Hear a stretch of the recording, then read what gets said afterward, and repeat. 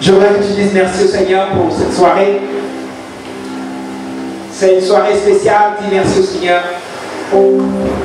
Parce qu'il est bon, parce qu'il est merveilleux, parce qu'il est excellent.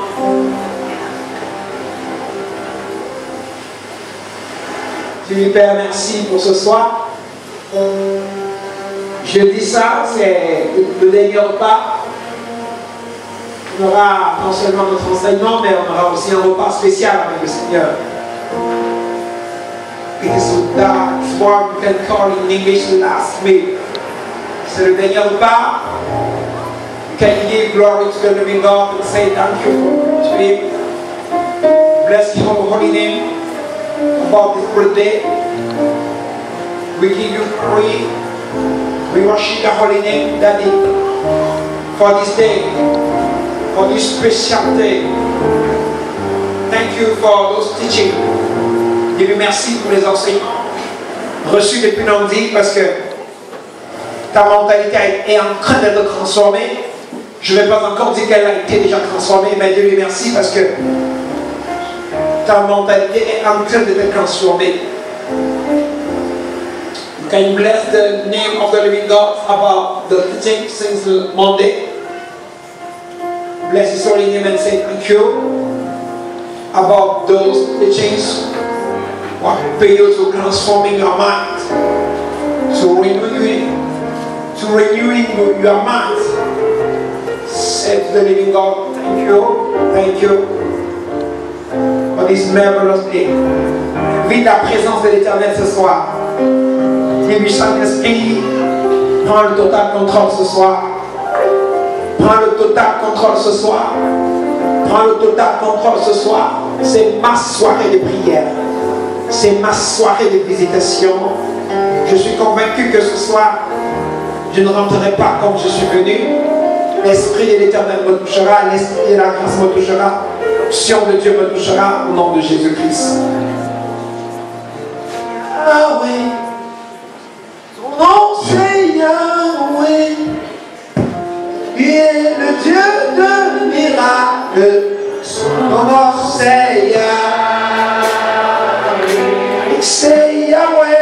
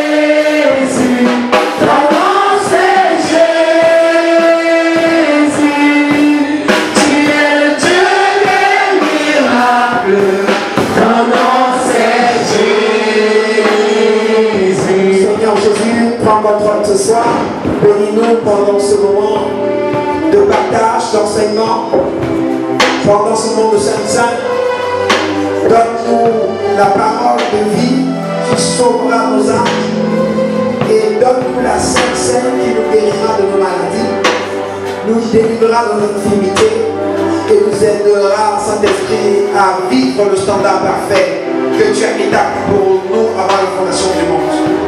Merci Père parce que tu nous exauces. Pas par notre mérite, mais à cause du nom de Jésus. Nous saturons cette salle dans le sang de Jésus. Nous commandons à tout esprit qui n'est pas de Christ de partir de ce lieu. Et nous invoquons les anges de l'Éternel prendre ta main en contrôle. Viens et glorifie ton Saint-Nom. Au nom de Jésus, nous avons prié auprès de Dieu. Que le peuple de dise Amen. Amen. Amen. Est-ce que tu peux acclamer pour le Seigneur?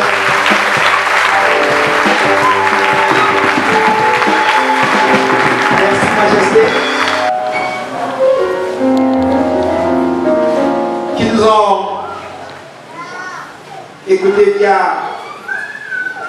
je ne sais pas, c'est WhatsApp ou bien YouTube. Est-ce qu'il y a quelques-uns qui ont suivi l'enseignement d'avant-hier à YouTube? Voilà, merci. Ah, vous êtes combien dans la salle? Les peuples la main. 1, 2, 3, vous n'êtes pas 15, waouh! Et on a quasiment 100 vues. Donc 96 à 100 vues.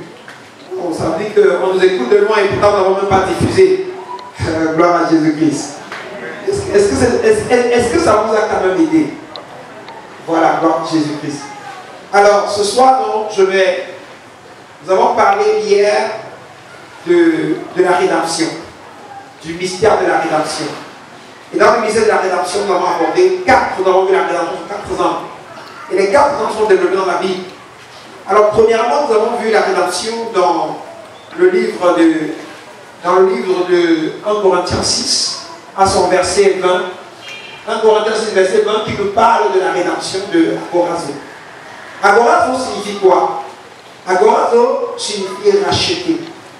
Nous voyons qu'ici, le Seigneur dit car vous avez été rachetés à un grand prix. Alors ici, le mot racheter veut dire quoi? N'est-ce pas? Racheter un esclave sur la place du marché. Racheter un esclave sur la place du marché. Or, on a vu que le marché était n'est-ce pas? C'était le marché de qui? De Satan. Parce que, à cause du péché d'Adam, l'homme a été vendu à qui? L'homme a été vendu à Satan. Et donc, Jésus, lorsqu'on dit que Jésus nous a racheté, ça veut dire que Jésus est parti sur le marché sur lequel, n'est-ce pas, nous avons été vendus, et il nous a rachetés dans ce marché-là au prix de son sang précieux. Alors, ça c'est dans la première compréhension de la rédemption.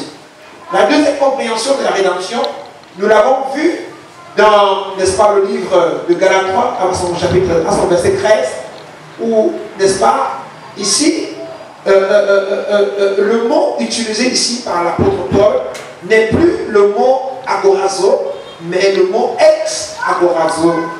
Que tout le monde dise ex-agorazo. Alors, et j'aime bien cette expression de ex-agorazo parce que, avec cette expression ex-agorazo, nous allons mieux comprendre ce qu'est la rédemption. Nous allons mieux comprendre ce qu'est la rédemption. Pourquoi?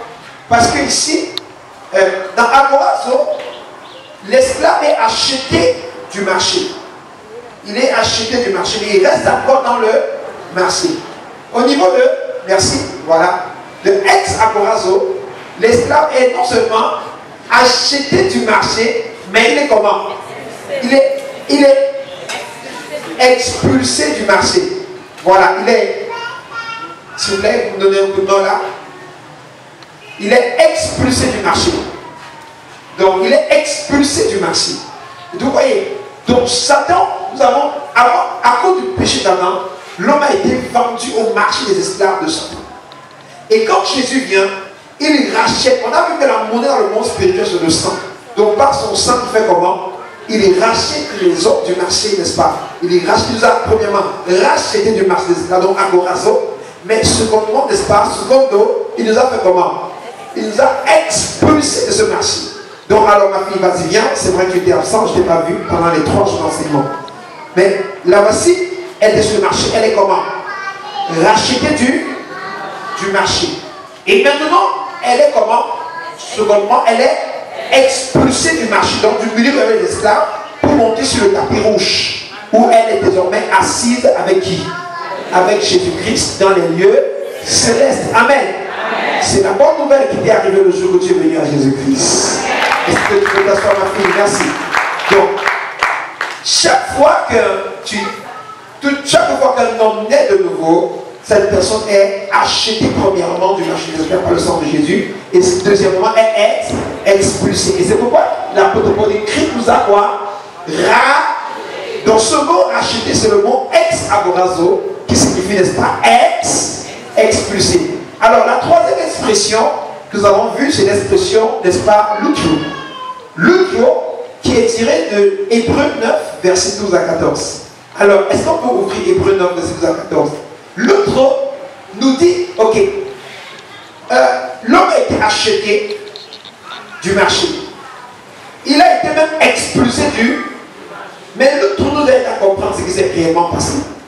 L'autre nous dit que le prix auquel nous avons été achetés, ou bien rachetés du marché, est un prix inégalable.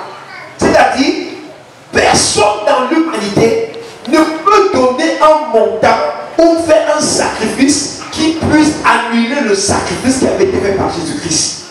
Parce que la valeur du sang de Jésus qui a été utilisé est une valeur inestimable. Inestimable. Aucun prix. C'est-à-dire quoi? Un sorcier, un occultiste ou Satan lui-même ne peut payer un prix, n'est-ce pas, similaire au prix de, n'est-ce pas, versé par Jésus-Christ. Je vous prenais l'exemple avec un téléphone techno qui coûte 65 000. C'est le Spark de notre soeur qui coûtait combien? Et je vous dis, bon, n'est-ce pas, le sacrifice de Jésus, l'autre chose, j'ai vu quoi? Quand on est arrivé sur le marché avec le Spark, tout le monde sait que Spark coûte 60 combien? 65 000. Mais l'acheteur vient et il dit, on lève, n'est-ce pas, le Spark aux enchères et il dit 5 millions. Et donc quand il plaît, on dit, apporter l'argent, il fait comment? Il apporte 5 millions et il fait comment? Il achète le Spark. Est-ce qu'il y a encore un acheteur sur le marché qui puisse dépasser ce montant? Est-ce que vous comprenez, n'est-ce pas? Donc c'est ça le sacrifice de Jésus. Et là, donc, nous allons voir dans Hébreux verset 12, il est entré une fois pour... Vous voyez le mot une fois pour quoi? Pour une fois pour dire quoi? Personne n'entrera plus jamais dans un lieu, n'est-ce pas? Parce que c'était les sacrificateurs qui entraient dans le lieu saint pour sacrifier, n'est-ce pas, afin que les péchés du peuple soient pardonnés. Mais quand Jésus est arrivé, il n'est pas entré pour qu'on ne rentre bien rencontré. Et c'est ça le truc qui me dit, n'est-ce pas? Il est entré une fois pour tout dans le lieu très, non avec le sang des quoi? Et des quoi? Mais avec son, ayant obtenu une quoi?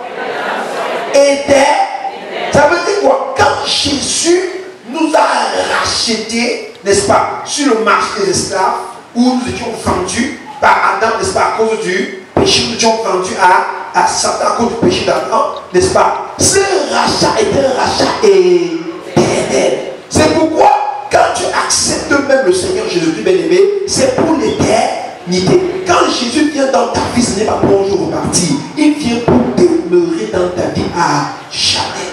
Amen. Alors, allons-y un peu au verset 13. Au verset 13. Car si le sang des taureaux était bouc, n'est-ce pas? Car si le sang des taureaux était bouc et la cendre d'une vache répandue sur ceux qui sont souillés sanctifie et procure la pureté de la chair. Allons-y, verset 14. Combien plus, disons tous ensemble, le sang de Christ qui par quoi? Un esprit éternel. Vous allez voir que l'œuvre de Christ à la croix se manifeste par l'esprit éternel de Jésus-Christ. C'est pourquoi lorsque Jésus entre dans ta vie, il ne partira plus jamais. Il est avec toi pour l'éternité. Amen. C'est fini. Tu as l'assurance du salut. Quand tu reçois Jésus, tu as reçu en toi l'esprit éternel. Regardez, l'autre nous amène à une autre dimension de la compréhension de l'évangile. Regardez, notre sœur était vendue sur le marché. Jésus l'a fait comment? Il l'a arraché. Agorazo. Tout le monde dit agorazo. Donc il a racheté, numéro 1. Numéro 2, il a expulsé du marché où? Des esclaves, c'est-à-dire du marché avec l'esclavage, la pauvreté, la maladie, la souffrance, la peine. Il a expulsé de ce marché pour l'amener maintenant où il y a quoi? La royauté, la santé, la joie, la paix, le bonheur. Numéro 2. Numéro 3, il a maintenant l'outio, qui signifie racheter, mais pas seulement expulser, n'est-ce pas? Non, mais ici dans l'outio, quand il a racheté, il expulse, il lui accorde un esprit éternel. Donc maintenant, il fait une troisième chose. Il prend son esprit et il vient mettre en elle son esprit. Donc, ce n'est plus le vieil homme qu'on a connu, mais c'est une femme nouvelle, c'est un homme comment? Nouveau, qui porte maintenant en son sein l'esprit de qui? l'Esprit de Dieu. C'est pourquoi nous, dans la nouvelle alliance, nous pouvons faire ce qu'Abraham, Moïse et les autres n'ont pas pu faire. Amen. Est-ce que tu peux rentrer t'asseoir, ma fille? Ok. Non, reviens encore. Ok. Donc, alors, et donc, lorsque nous avons vu cela, ça nous a envoyé, bien aimé dans le Seigneur, à notre dernière expression qui est permettez-moi de vous donner exactement l'expression, apolytrosis. J'aime beaucoup cette expression. Apolytrosis. Voilà la quatrième dimension. Vous regardez dans toutes les dimensions après dimension. Première dimension, je t'achète.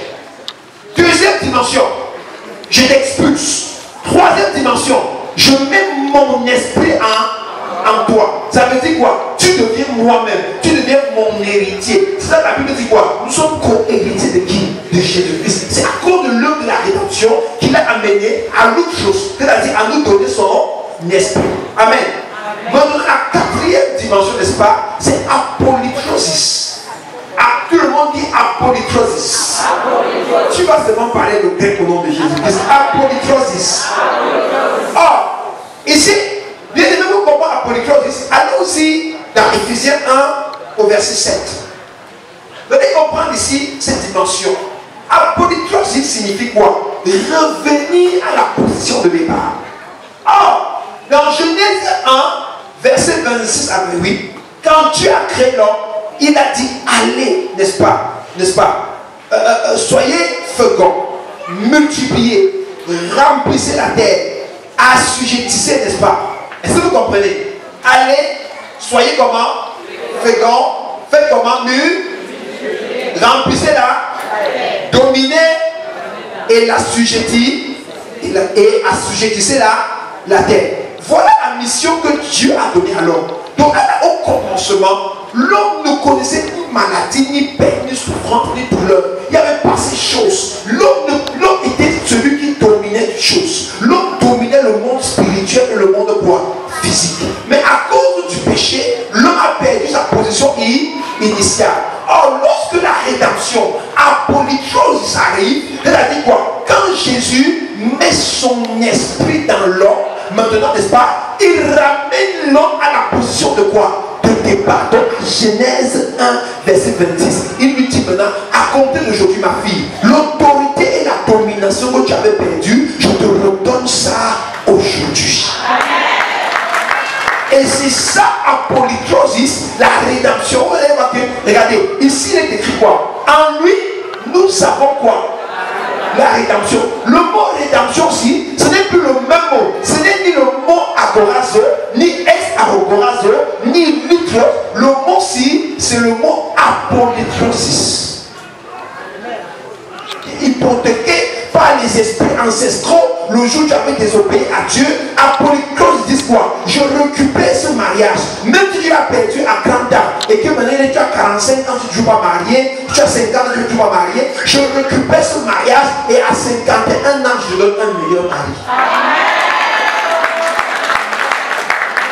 La pauvreté qui était entrée dans ta famille parce que vous avez servi l'idolâtrie, vous avez été vendu à l'idolâtrie et ça vous a rendu pauvre, malheureux, indigent et indigent. Apolytrosis dit quoi, n'est-ce pas? Non seulement tu es racheté, mais je te restaure dans le royaume de la richesse. Et c'est pourquoi nous allons voir ici maintenant Éphésiens 2, verset 6, qui nous dit quoi? Nous sommes désormais comment? Assis avec Christ. Voilà ma fille.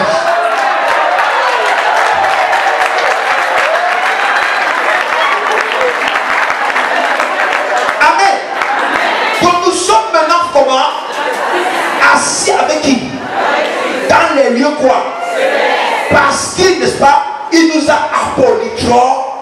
Il ne nous a pas seulement racheté, mais il nous a aussi fait comment? Restaurer dans notre position initiale où Adam pouvait parler avec Dieu face à face. Donc désormais, tu peux entendre Dieu, Dieu peut te parler et l'Esprit de Dieu peut habiter en toi. Les miracles que Dieu fait, tu peux aussi faire. C'est pourquoi il dit à tous ceux qui l'ont cru, à tous ceux qui l'ont reçu, il leur a donné le pouvoir de devenir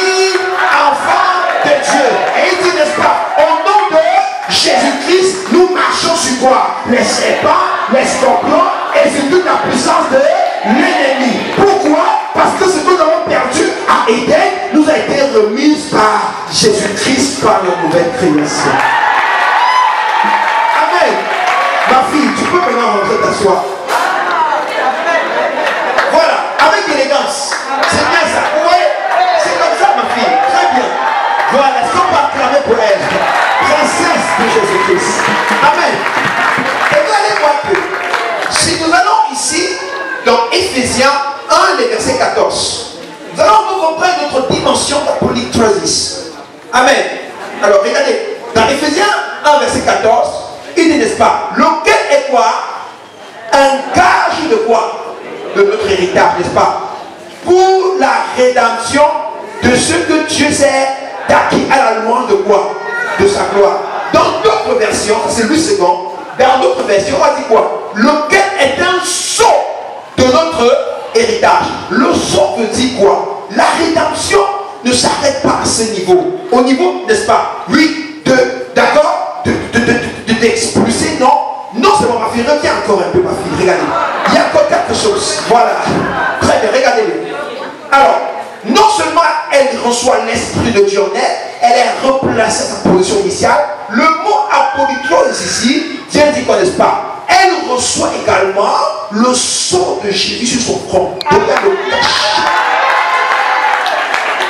Donc, le jour où tu es à Christ, tu reçois le cachet de Jésus-Christ sur ton front. Et maintenant, quand tu passes, n'est-ce pas, où on te voyait, on avait écrit vendu à Satan, maintenant on voit son front acheté par le sang précieux de Jésus-Christ.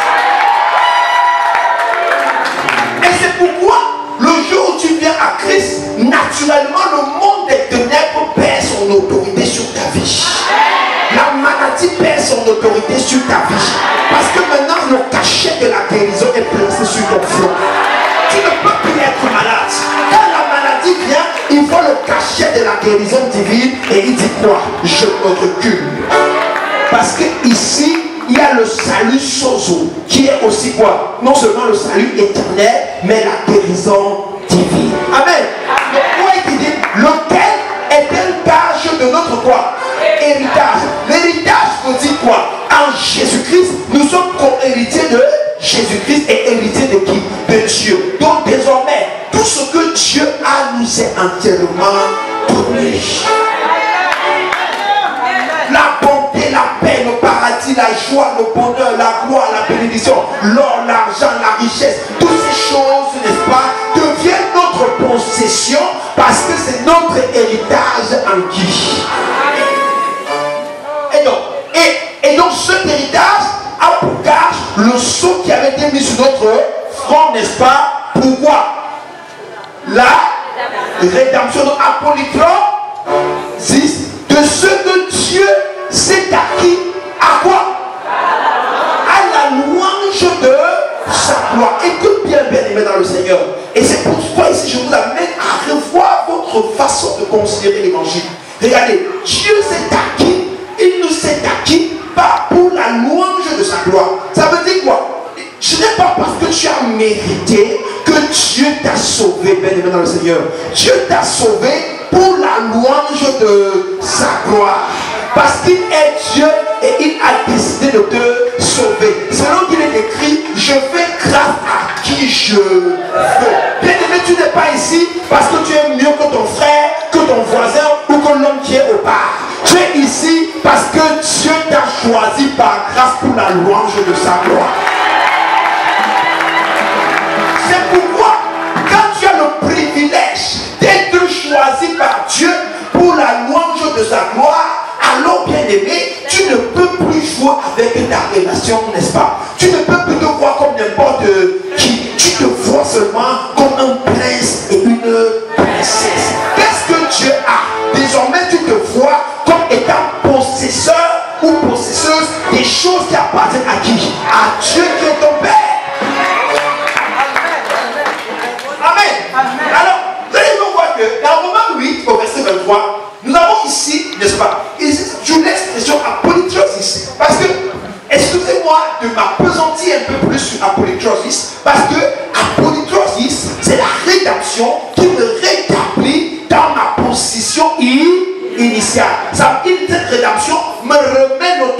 j'avais perdu. Amen.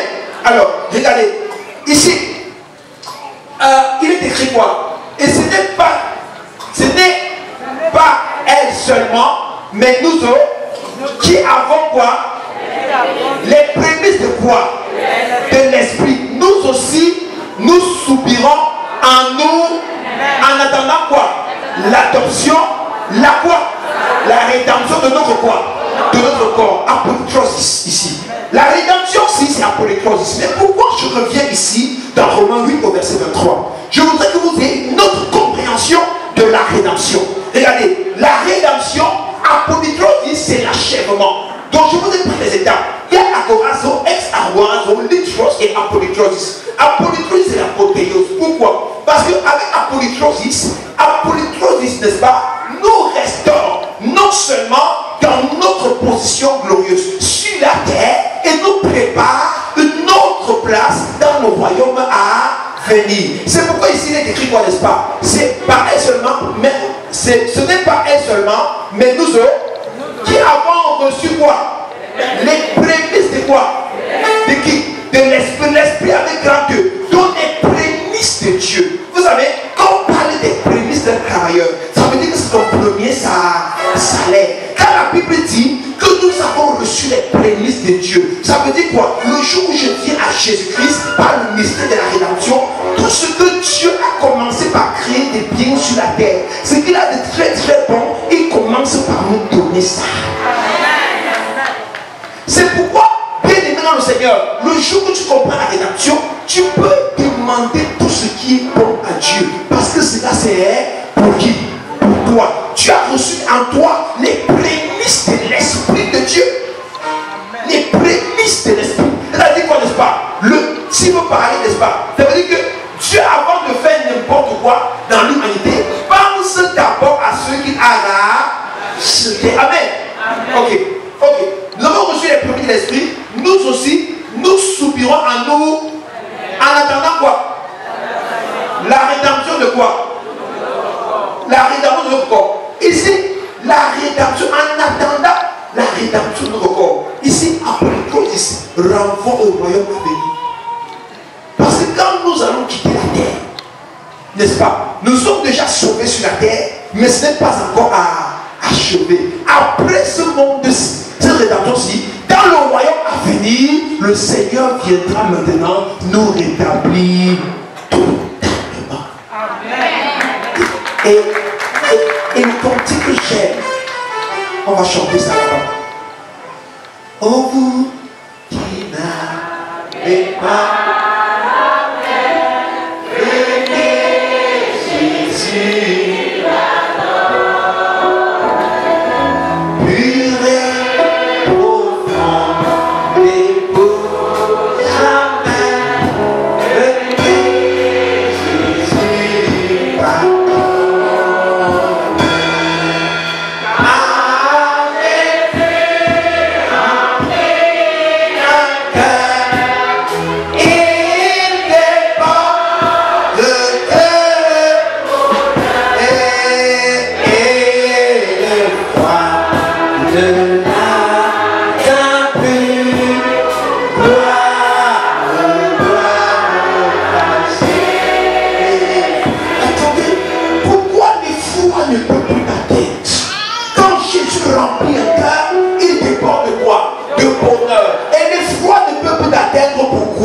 parce que, bien-aimé, tu as reçu en toi les prémices de l'Esprit de Dieu.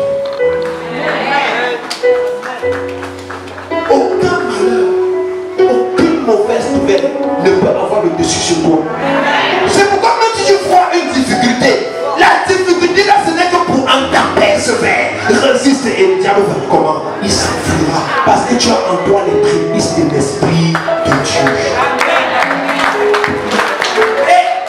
Le dernier couplet qui dit avec lui nous régnerons, avec lui nous revivrons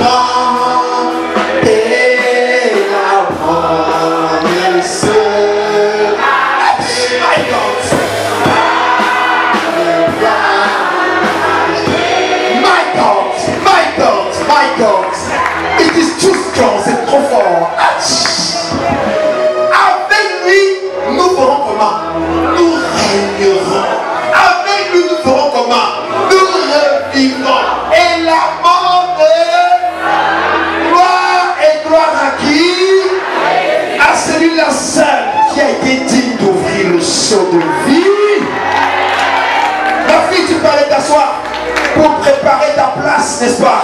Pour préparer apollytrosis qui te permettra de régner et de t'asseoir dans le trône éternel avec le Maître. Amen. Gloire à Jésus-Christ. Amen. Et donc vous allez voir que ce séminaire, donné à l'enfant de la semaine sainte, vise à vous aider à changer vos paradigmes. Et donc, c'est pourquoi je vais vous parler de la bénédiction d'Abraham. En vous parlant de la bénédiction d'Abraham, je vais d'abord revenir sur un concept. C'est le nom que vous connaissez. Le concept de la loi et de la grâce. La loi et la grâce. Pour ça, je voudrais que nous ouvrions nos Bibles dans le livre de Galates. Alors, allons d'abord dans Genèse 12, verset 43. Genèse 12, verset 43. Vous allez comprendre beaucoup de choses. Et vous allez changer votre façon de voir l'évangile, votre façon de vous voir, votre façon de prier, votre façon de jeûner, votre façon de... n'est-ce pas? Et même de prêcher l'évangile aux autres. Ça va changer. Je suis certain que ça va changer. Alors, Genèse 12, verset 23. Regardez un petit peu. Genèse 12, verset 1. L'Éternel dit à qui? Pas à Abraham, mais à qui? Va-t'en dedans, de ta et de là, dans le pays que je te montrerai. Amen. On continue. Je ferai de toi quoi? Une grande nation. Et je te bénirai. Je rendrai ton nom comment? Et tu seras une source de quoi? Oh my God. Je bénirai et je maudirai et toutes les familles de la terre. Donc voilà la bénédiction que Dieu donne à Abraham. Abraham était un païen. Il vivait chez son père. Il était quoi? Un païen. Vivant chez qui? Chez qui? Je vais vous poser une question. Croyez-vous qu'Abraham a été choisi parce qu'il faisait le bien? Je vous pose une question. Est-ce que parce qu'il était saint? Est-ce que parce qu'il n'avait jamais menti? Il n'avait jamais volé? Il a été choisi par quoi? Par la grâce de Dieu. Il n'a pas mérité. Et donc, une fois, quand vous vous placez devant quelqu'un pour lui annoncer l'évangile, ne le jugez pas, commencez par la grâce. Parce que Dieu ne vous a pas jugé. Dieu vous a simplement aimé. Il t'a simplement aimé. Il a simplement aimé Abraham. Abraham n'était pas le meilleur de ceux de l'Antiquité. Abraham n'était pas le meilleur des fils de son père.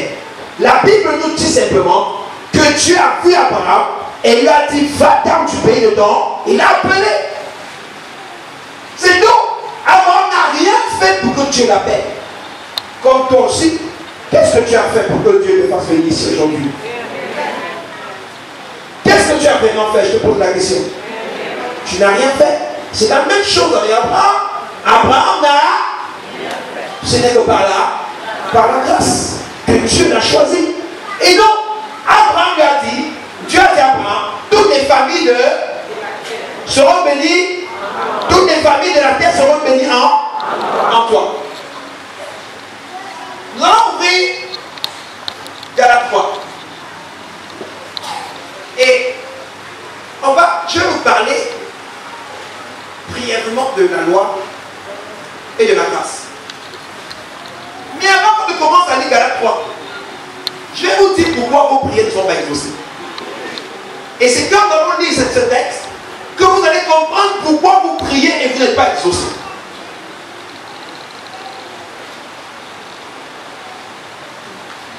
Le premier problème des chrétiens, je parle même de la plupart des nouveaux, c'est que vous vous appuyez sur vos œuvres pour demander ce que vous voulez demander à Dieu. Par exemple, si on te dit, pourquoi tu ne mens pas? Parce que tu veux, parce que vraiment tu as peur de Dieu, soit parce que tu demandes quelque chose à Dieu. Pourquoi vous venez ici, certains sont malades, et vous dites maintenant quoi? Je ne mens plus, je ne vole plus, je ne fornique plus, parce que je veux la guérison. Pourquoi vous avez des problèmes d'argent? Et vous dites, à partir de maintenant, je range ma vie normalement, n'est-ce pas? Parce que je peux désobéir à Dieu et il me ferme les portes quoi? Les portes financières. Et à cause de ça, donc, vous devenez 3. Vous vivez sans mentir, sans voler, dans la sainteté, parce que vous attendez de Dieu quelque chose. Beaucoup viennent et disent, alors je veux que la paix vienne parmi mes enfants, que ma famille s'unisse, que mon mari se retourne entre mes mains, ou que ma femme devienne une femme exemplaire, et autres. Pourquoi? Et maintenant, vous commencez à faire comment? Quand vous arrivez, on dit, est-ce que tu connais ta vie à Jésus? Oui, je donne ma vie à Jésus. Est-ce que tu vas arrêter les marabouts, les crânes, les petits? Oui, j'arrête cela. Et maintenant, tu arrêtes cela, pas parce que tu es convaincu que cette chose est mauvaise, mais parce que tu veux obtenir quelque chose de Dieu. Et c'est pourquoi vos prières ne marchent pas. Parce que s'il veut partir sur cette base-là, vous ne pouvez pas être exaucé. La Bible vous condamne. Ok. Regardez. J'ai causé avec un de mes fils il y a quelques jours. Je lui ai dit, mon fils, comment tu vas? Comment tu te comportes à l'école? Il a déjà 17 ans. Voilà, quelqu'un autour de lui. Il y a les tentations de jeunes filles. Mais parce qu'il a reçu l'enseignement qui parle des conséquences de l'impudicité, il s'abstient de l'impudicité parce qu'il sait que si se livre à l'impudicité, il va perdre beaucoup de grâce devant Dieu et il pourra rencontrer de nombreux problèmes. Et ça, c'est très bien pensé, c'est même bien dit, d'accord? Mais si c'est pour ça que tu arrêtes l'impudicité, tu n'obtiendras pas de Dieu quelque chose. Parce que la Bible va te bloquer à un niveau. Si vous arrêtez de vivre dans le péché parce que vous voulez quelque chose, vous ne pouvez pas obtenir cette chose-là. Jamais. Ce n'est pas possible de l'obtenir parce que la Bible va vous bloquer.